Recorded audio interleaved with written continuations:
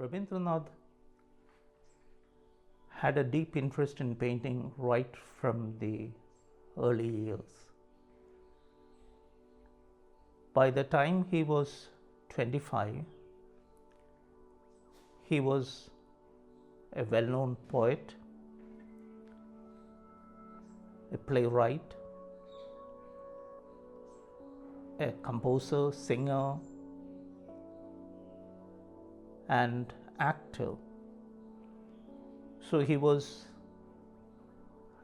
well recognized in all these areas, but one area that he didn't have much connect with was painting. He loved painting. He encouraged his nephew Rabindranath to come into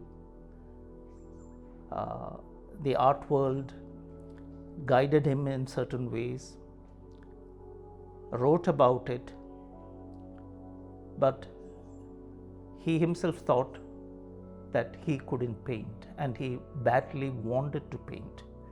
So we know that from letters and other kind of literary text that he was struggling to find himself as a painter. So that was one area which was close to him in a sense.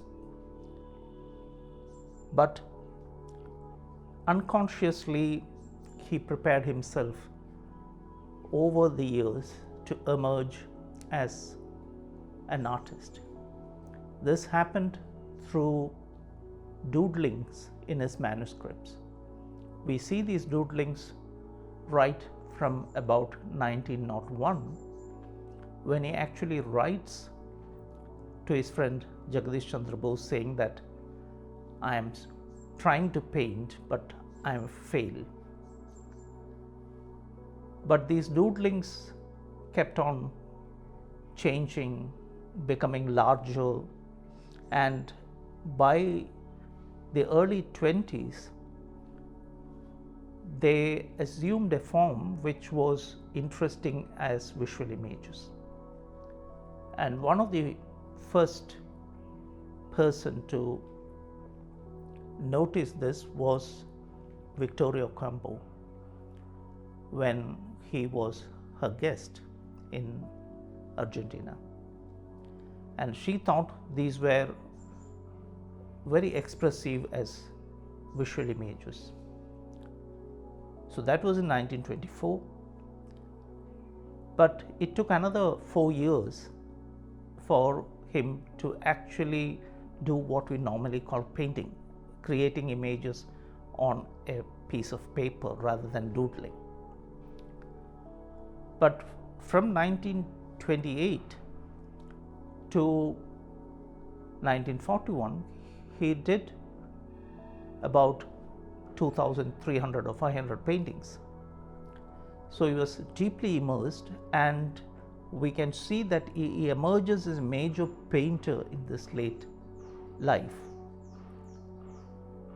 Now, what happens is that he becomes a kind of figure of modernist innovation. And this came about through a long period of not only doodling but observing art across the world.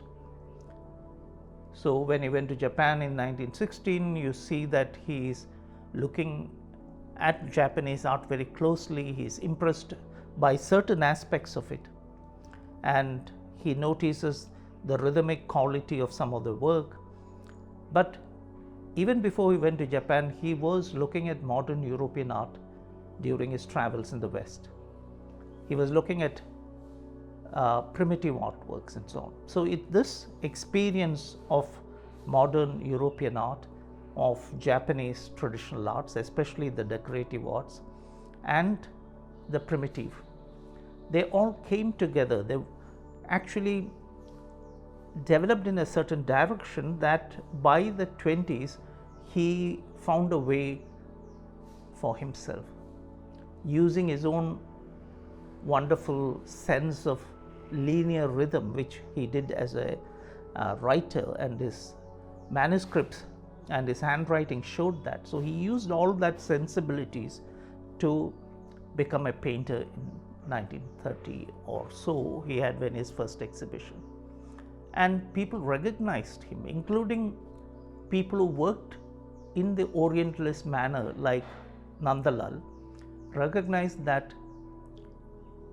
he was doing something extremely new, and he represented the possibility of freedom in art.